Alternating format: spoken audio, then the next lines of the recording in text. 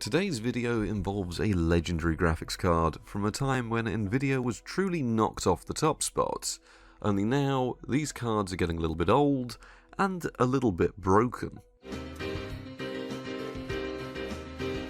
Right, so straight into things. A while ago I got a Radeon 9700 Pro that has long since been languishing in a drawer, a card from an era where ATI decided to be a bit more normal and go all in on beating Nvidia at their own game, with some spectacular results might I add. Don't worry, we'll be covering the history a tad more later on in the video, but a lot of these older AGP cards as we saw last week, well, they're on their last legs. So first things first, we wanted to make sure this card actually works and throw it into a PC. Right, so what I've done is we've got the Radeon 9700 installed, the US Smart Monitor, and now we're going to see if it turns on. I never have much luck with these AGP cards, but here goes. PC is on. We've got a green light. You have not connected the power extension cable to your Radeon 9700 video card. Please refer to the Getting Started guide for proper hardware installation. Yes, we need to plug in the power. We'll do that real quick. Right, that looks like graphics card power. Right, let's give that a go now. Oh, we've got no fan either, but it is on. Yep, Windows wants to install. Right, let me bring you in a little bit closer real quick. Now it's a little bit tricky to see, but even though the card is powering on, that fan is very stiff. It's not moving at all, even if I'm moving it by hand. Oh, is it getting better? No, right, we don't want that to overheat, so we're going to turn that off real quick. We've confirmed the card does work. It's currently booting Windows 7, which is not what we want, but that is a working Radeon 9700. So let's turn this thing off and find out what the hell is wrong with this card. With all that out of the way though, we know we have a working graphics card, but just what is the Radeon 9700 Pro? Well, why don't I try and tell you while we get this thing cleaned up a little bit. Released in mid-2002, this thing blew absolutely everyone away, costing around £50 more than Nvidia's closest competitor, the Geforce 4Ti 4600, while offering up to twice the performance if you used any modern features or a high enough resolution. It had the full works. Given that ATI was playing catch-up with Nvidia around this time, and even their last card, the Radeon 8500 impressed, it was stuck in a tricky middle ground, where those that wanted out-and-out frame rates still opted for the Nvidia option, and those that wanted image quality, well, there was always Matrox. This wasn't to say it was a bad release, no, not at all, it was actually a good card. It was just caught up in a strange position, where it wasn't quite fully high-end for that long, but it also wasn't a middle-of-the-road card, and that's where the Radeon 9700 comes in. Released at a cost of £250 on launch, ATI was offering you everything. The most performance, support for the highest end of features. This thing was so powerful that, as you just saw, we needed a power connector to actually utilise it, something that no previous cards really required. It's able to run games in a 1600 by 1200 resolution with little to no slowdown, when other cards, well, they'd just be brought to a crawl. You can enable anti-aliasing up to 4 times with very little in the way of slowdown, and for those of you who have no knowledge of this era of graphics cards, well, it'd be a bit like AMD coming out with a card today that trumps the latest Nvidia RTX cards at the same price, while also offering you features that those cards can't even manage. You just sort of have to imagine there's also a small company in the corner called Matrox that's sort of able to do something similar, but we've also covered those in previous videos. As time went on, the card solidified itself more and more into the world of being not just ludicrously powerful, but also immensely good value. Even the drivers had come a long way from where they used to be. This went on more and more, as Nvidia flopped with the release of their FX 5000 series, giving lackluster DirectX 9 performance, higher prices, higher power consumption, and little to gain overall. From anywhere to the high end down to the low end, these cards were becoming very common due to how good they were. OEMs were starting to take notice too, with this card becoming a common offering in higher end pre-built systems, meaning if you wanted performance, you just had to look for an ATI badge. and after making this video, I really do understand why. If you got really lucky, some of the early cards that were released as the Radeon 9500, the cheaper entry-level one, well, you could upgrade them to a full Radeon 9700 Pro with just drivers. But for those of you keen-eyed viewers, you may have noticed in the background, the card isn't actually doing all too well. The plastics have gone very brittle, and the fan has crumbled apart. So while this has been going on, I've used a mixture of glue and a soldering iron to get this thing completely back together. We've even had to resolder the wires to the fan, as they had apparently just gone brittle and got cut off at some point, probably because they'd come loose and got stuck in the fan, but the card is back together. Released 22 years ago now, back in 2002, this thing is as impressive as its history. Featuring ATI's infamous R300 architecture, it boasts 8 pixel shaders, 4 vertex shaders, 8 TMUs, 8 ROPs, all clocking in at a blisteringly fast 325 MHz. Accompanying this is 128 MB of DDR SD RAM, also running at 310 MHz. This is through a large 256-bit memory bus, which at the time only Matrox had done with the Parhelia, and it's still even larger than some RTX cards today. Really shows how we've gone backwards. The card comes with full support for DirectX 9, OpenGL 2, and Pixel Shader 2. It's hard to monitor the power consumption, but I found it averaged somewhere around 38 watts. Nothing too bad, by today's standards at least, but at the time, that was quite a lot of power required. Today, these go from anywhere from £30 in untested condition up to £150 in refurbished condition, so they're not an easy card to get a hold of, but one we really do need to document. There's no real way to sugarcoat it. This card is in a really bad way. You can see some of the capacitors are a little bit bulgy. The fan, although working, and now back together with the help of Gorilla Glue, some car oil and some other bits, is working. I've had to resolder the connections back together so it actually works.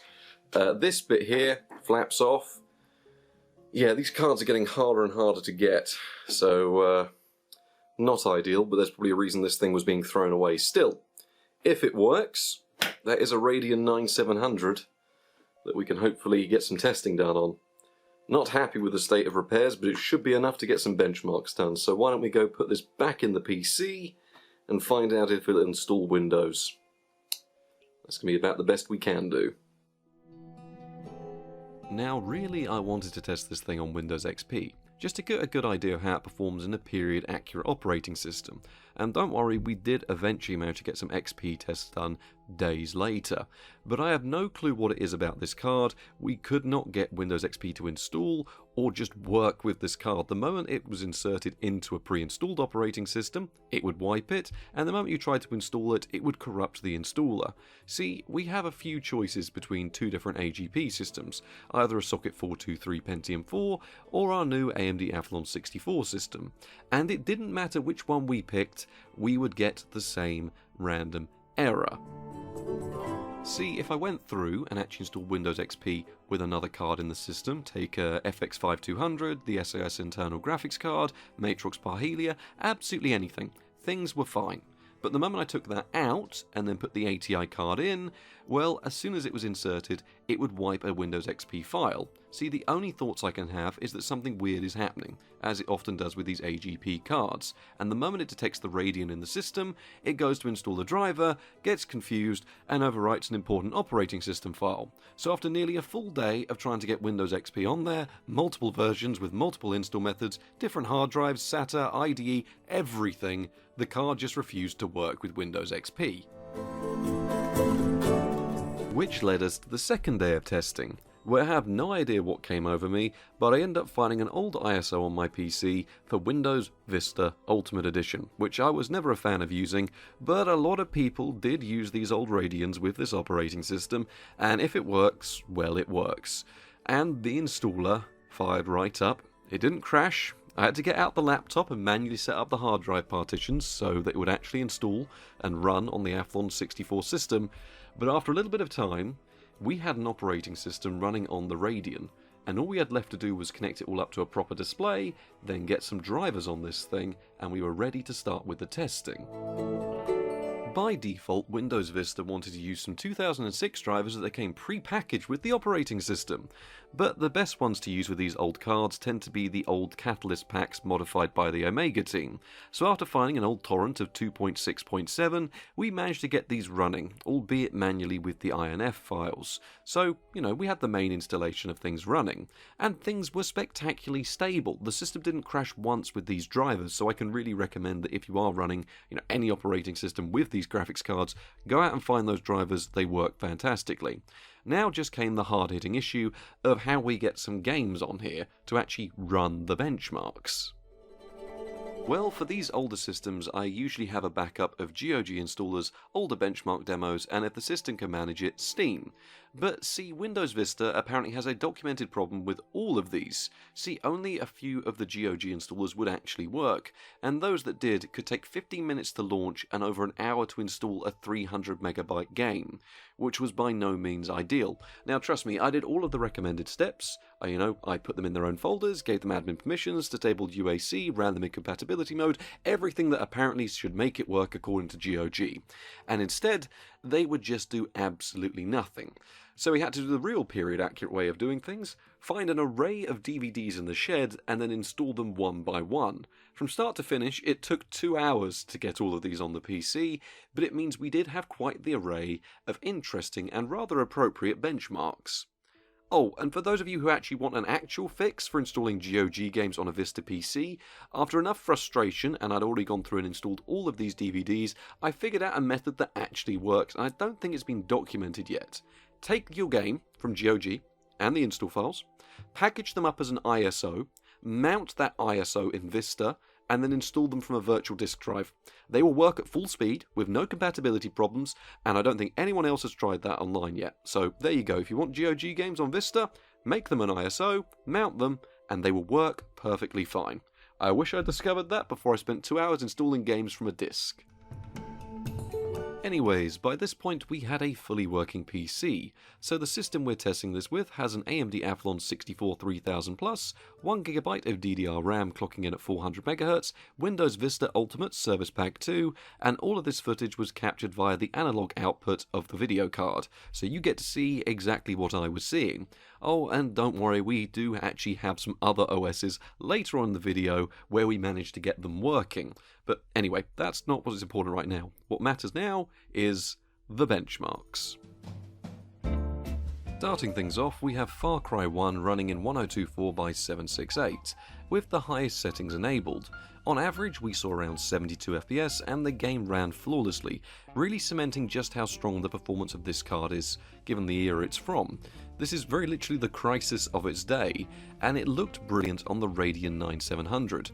Inside areas were usually well in excess of 100 frames per second, and even the densest areas of the map with combat and explosions would only dip you down to the mid-50s, and overall it was a very stable experience. Honestly, you could probably run this at far higher resolutions if you really wanted to. You just have to turn off the anti-aliasing, and then you'll be able to.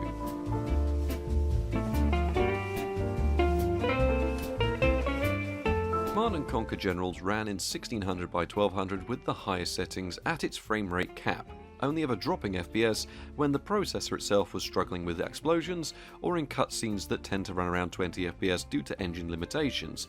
The card handled the game immensely well, an experience I would have loved to have had back in the day. It didn't matter what settings you turned the card up to, it just ran at its peak frame rate. If you could have it uncapped, I'd imagine it would go even higher, maybe even double to 60 FPS, which is overall brilliant given how good the game's looking here.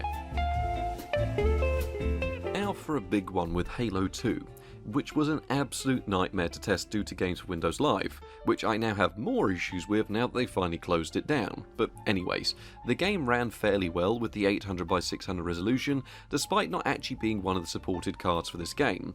With lower settings it could maintain well over 30 FPS, often around 36 FPS on average, dipping down to the mid-20s when in heavy combat. Nothing too bad at all, and I definitely think it's one of those games that a lot of people are interested to see, given that I couldn't actually find this game running on this graphics card anywhere online. Higher settings were unfortunately not that great, giving FPS levels closer to that of an original Xbox, but you know, looking much better than the original Xbox. It stuck around 26 FPS on average, but fluctuated a lot more down to the low teens when in larger areas, something that just didn't occur with the lower settings.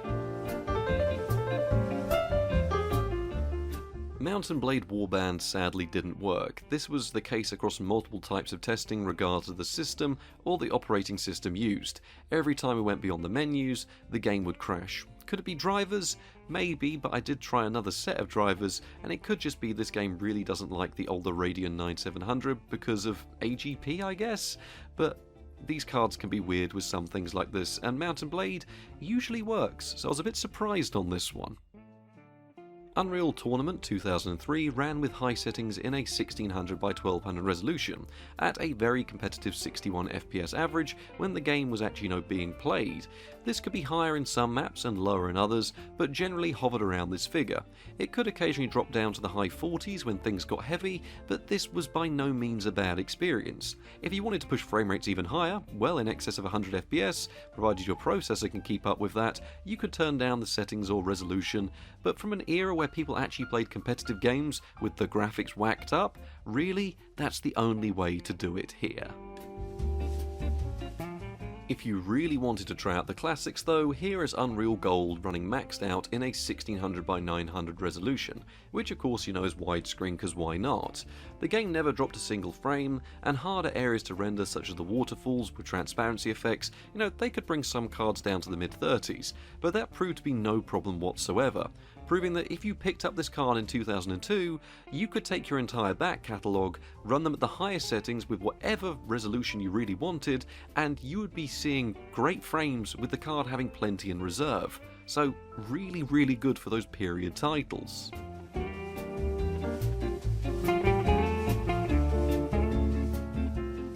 Fable The Lost Chapters here, running with high settings and a 720p resolution.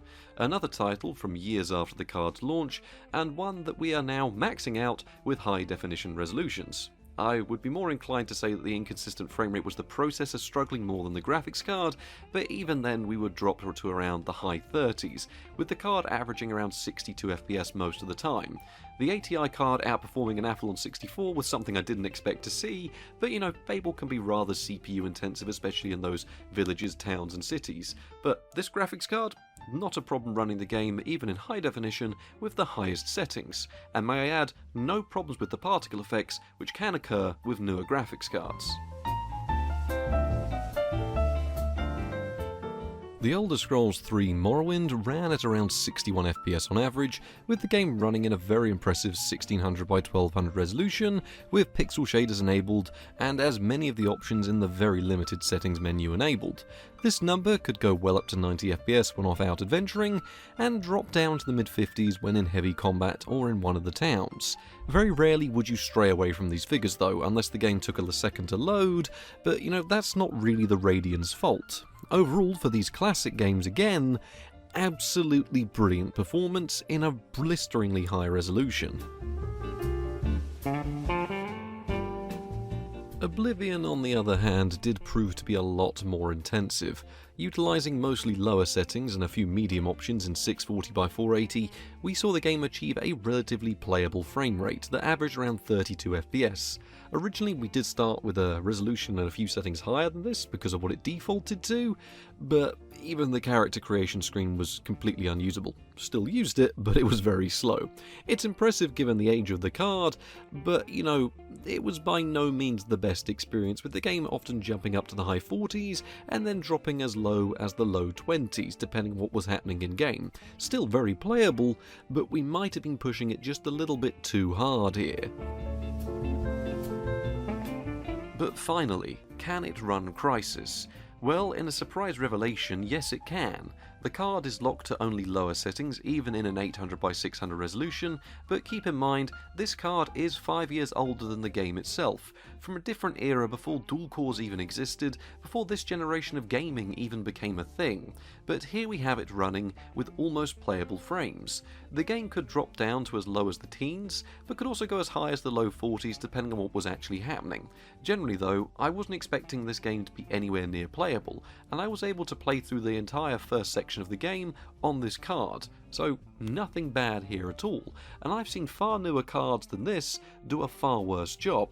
Absolutely brilliant performance, if you can stomach the occasional slideshow, but overall very, very playable and very impressive.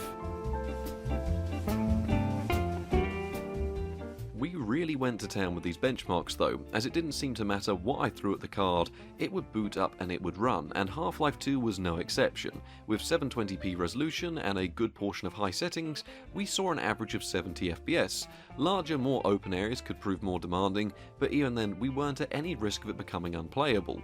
The game was one of the real benchmarks from the era, and I know it's beautifully optimised in its original 2004 form, but seeing these graphics in HD from a graphics card 2 years before this game even came out, well, it's just light years ahead of the PS2 and the original Xbox, and would have just seemed like you were an entire generation ahead because you had a Radeon 9700 and you were seeing graphics like this. It's a bit insane to think about it in that context.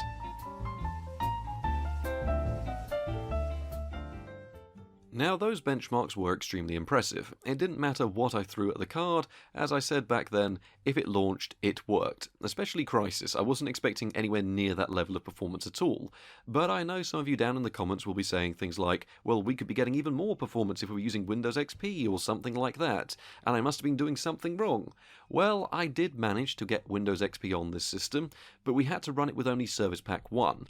This was done by installing the original release of Windows XP, the original release, and then manually upgrading to a newer service pack.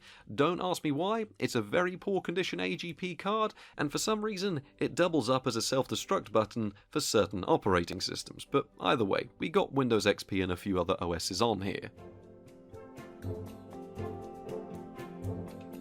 Anyways, I did take the time to compare Windows 2000, Windows XP, Windows Vista and Windows 7, all with the same set of drivers, and there was some interesting things happening here, and I don't think it'll all be quite as you're expecting, given that I've seen countless people saying benchmarking on Vista makes a lot of these retro tests invalid, and there really wasn't much of a performance difference in any of the games across most operating systems. There was the starkest difference included with Unreal Tournament, which ran a little bit better on Windows 2000 than any other operating system, Crysis, which ran the best of all on Windows Vista, even though there were just frames between any of them, Halo 2 showed that if you did want to try anything Vista specific, then usually it's best not to move on up to Windows 7, and then again that could just be because we're taxing the Athlon processor more, and these drivers really weren't meant for the operating system, whereas they do work on the others. And then finally Half-Life 2, which showed us that Windows XP was probably the most preferable choice though. Realistically though, it does show the validity of benchmarks done on Vista, as even though it is a gorgeous operating system to look at today, it just, had a bit of a weird problem that didn't exist on XP or 7, but it still showed that when you use it, the performance you get, it doesn't really matter what OS you're using. You're going to see literally frames between them, and even then they are really minute. This is really pushing it to the extreme with the examples shown here. So whatever operating system you decide to use, the Radeon 9700 is fine to use it. And if you did want to do some older AGP benchmarks, just pick an operating system, because realistically there's not much between them.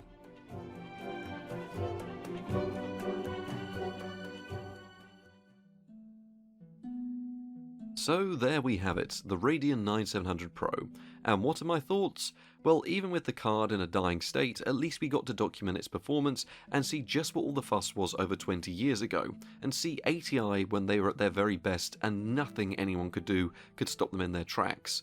Now, this video was meant to be a nice and simple one, but thanks to the AGP cards like this now dropping like flies, it might be closing in on one of the last times that people can actually afford these to actually get ahead and benchmark them, because £150 for one guaranteed to work is just so steep. So I'm glad we've actually been able to take the time to look at the Radeon 9700 and actually just, be impressed by it, because I've been very impressed with the performance I've seen here.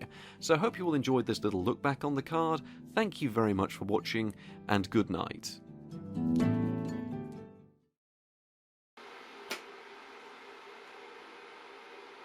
Well, that's gone wrong.